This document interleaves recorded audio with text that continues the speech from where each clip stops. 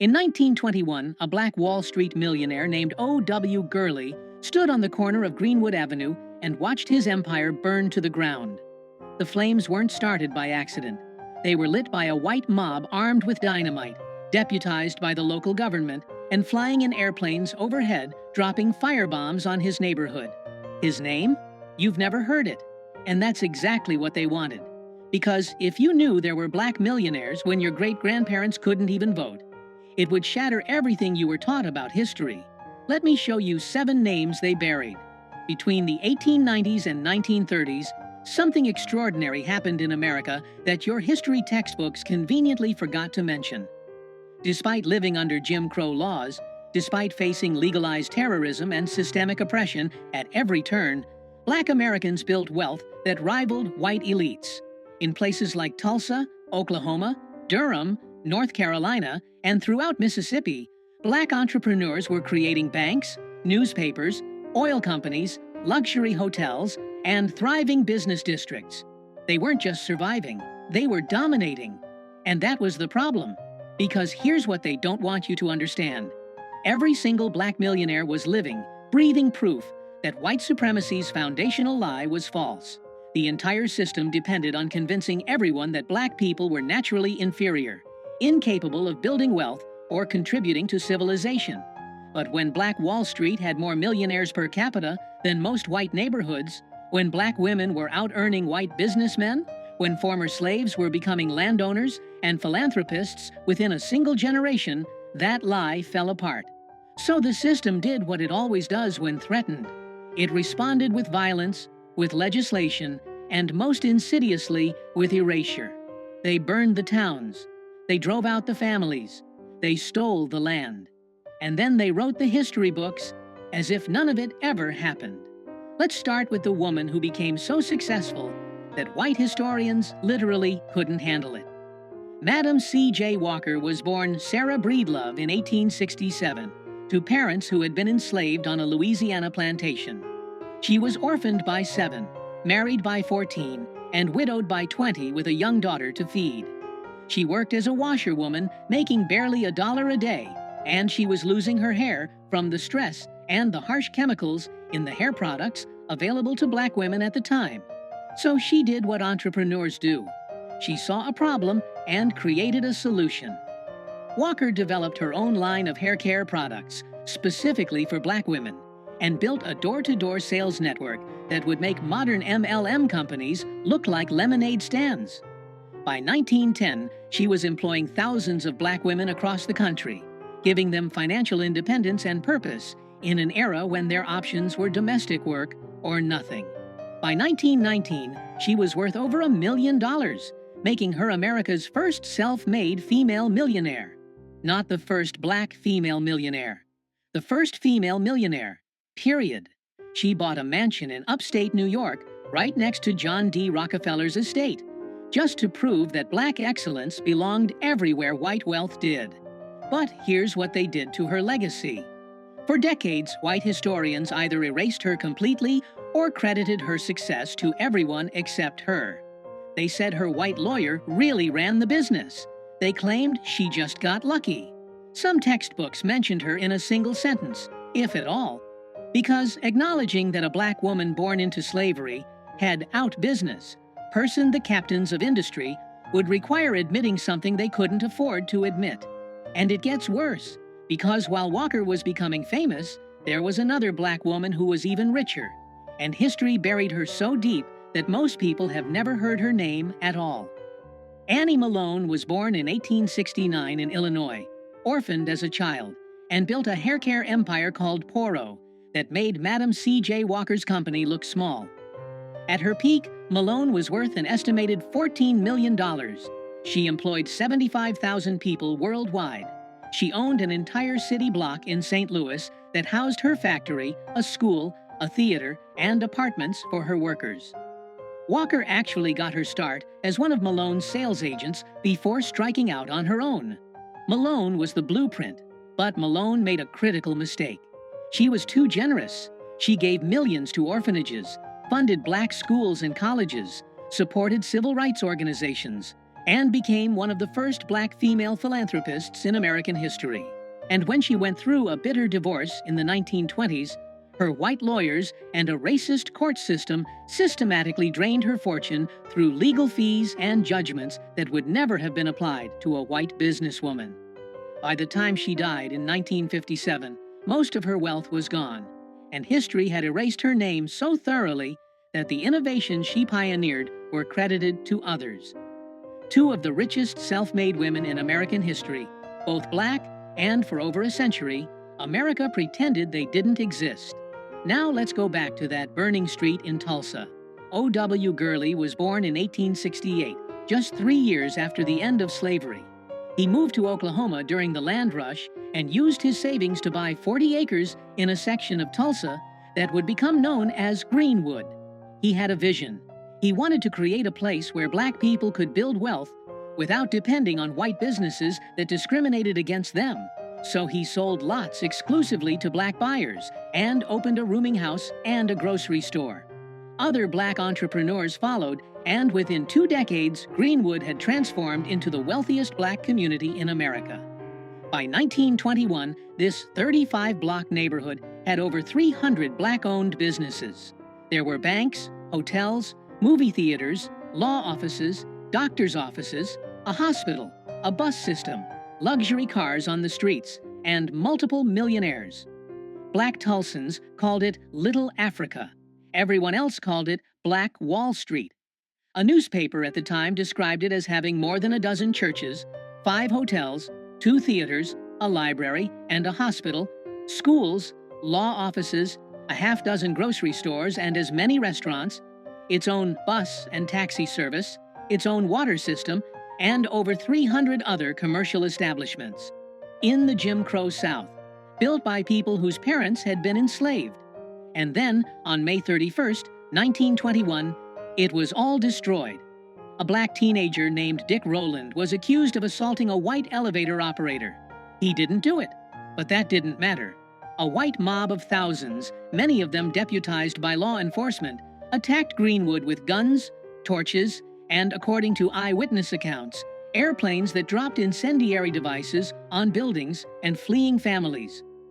Over 300 black people were murdered. 10,000 were left homeless. 35 blocks were burned to ash. O.W. Gurley's empire, along with every other black millionaire's holdings in Greenwood, was systematically destroyed. And here's the part that should make your blood boil. After the massacre, the city of Tulsa made it nearly impossible for black residents to rebuild by changing fire codes and zoning laws. Insurance companies refused to pay claims. And then, for 75 years, the Tulsa Race Massacre was completely removed from Oklahoma history textbooks. Removed. As if it never happened. The state literally erased one of the worst incidents of racial terrorism in American history, because acknowledging it would mean acknowledging that black wealth had existed and had been stolen. But Gurley wasn't the only one. In Memphis, Tennessee, a man named Robert Reed Church Sr. had already proven what was possible decades earlier. Church was born enslaved in 1839. During the Memphis Massacre of 1866, when white mobs attacked black neighborhoods, Church was shot in the head and left for dead. He survived, and then he made a decision that changed everything. He took $50, bought his first piece of real estate, and began building an empire. By 1912, Church was worth over $1 million, making him the first black millionaire in the South. He owned saloons, real estate throughout Memphis, and eventually opened Solvent Savings Bank, one of the first black-owned banks in America. But his greatest achievement was what he did when Memphis tried to segregate all public spaces and deny black citizens access to parks and gathering places. Church didn't protest. He didn't beg for inclusion. He spent $100,000 of his own money and built Church Park and Auditorium, a massive complex that became the cultural center of Black Memphis. Presidents spoke there. Booker T. Washington spoke there. Church's message was clear. If you exclude us from your world, we'll build a better one ourselves. His daughter, Mary Church Terrell, became one of the first black women to earn a college degree and a pioneering civil rights activist. But for decades, mainstream American history barely mentioned the Church family, because their success undermined every narrative about black people needing white benevolence to succeed. They had done it themselves, with no help, in the face of violent opposition. Then there's the woman who might have been the richest of them all, and whose story is so deliberately obscured that historians are still piecing it together. Mary Ellen Pleasant was born around 1814, possibly into slavery, possibly free. What we know for certain is that by the 1850s, she was in San Francisco working as a cook and investor, and she was secretly one of the wealthiest financiers in the city. Some estimates put her fortune at $30 million in today's money. She used that money to do something extraordinary. She funded John Brown's raid on Harper's Ferry. Yes, that John Brown, the abolitionist who tried to start a slave rebellion. Pleasant gave him $30,000, making her one of the largest financial backers of armed resistance to slavery. After the Civil War, Pleasant sued San Francisco streetcar companies for racial discrimination and won in 1866, 90 years before Rosa Parks. She fought for civil rights in court while building a business empire in real estate and boarding houses. But when she got into a legal battle with a white business partner who betrayed her, white newspapers launched a smear campaign calling her a voodoo queen and a witch. Racist courts sided against her repeatedly, and her fortune was systematically stolen through legal manipulation. By the time she died in 1904, history had forgotten her name almost entirely. The mother of civil rights in California, erased. In Birmingham, Alabama, a man named A.G. Gaston was born in a log cabin in 1892 to parents who had been enslaved. He started with nothing.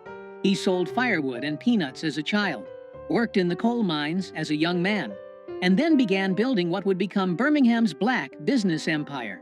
Gaston founded an insurance company, a funeral home chain, a motel, a bank, and multiple other ventures. At his death in 1996 at age 103, he was worth $130 million. But Gaston's story isn't just about wealth, it's about resistance. During the height of the Civil Rights Movement in 1963, when Dr. Martin Luther King Jr. came to Birmingham to lead protests, Gaston's motel became the headquarters for the entire campaign. Movement leaders stayed there. Strategy sessions happened there. And when white terrorists bombed the motel in an attempt to kill King and destroy the movement, Gaston rebuilt it. He understood that black wealth wasn't just about money. It was about having the resources to fight back, to provide safe spaces, and to fund the struggle for freedom. That's why they tried to erase these stories. Because black millionaires weren't just rich, they were dangerous to white supremacy. And finally, there's Biddy Mason, whose story might be the most incredible of all. Mason was born enslaved in Mississippi in 1818. In 1848, her master converted to Mormonism and decided to move to California. And he forced Mason to walk the entire 2,000 miles behind his wagon train, herding cattle while caring for her 3 daughters. When they arrived in California, a free state, Mason's master tried to move them all to Texas to keep them enslaved.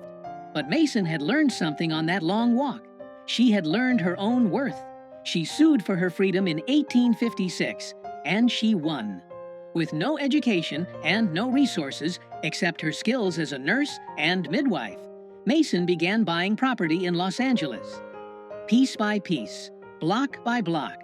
By the 1880s, she was one of the wealthiest black landowners in the city, worth over $300,000.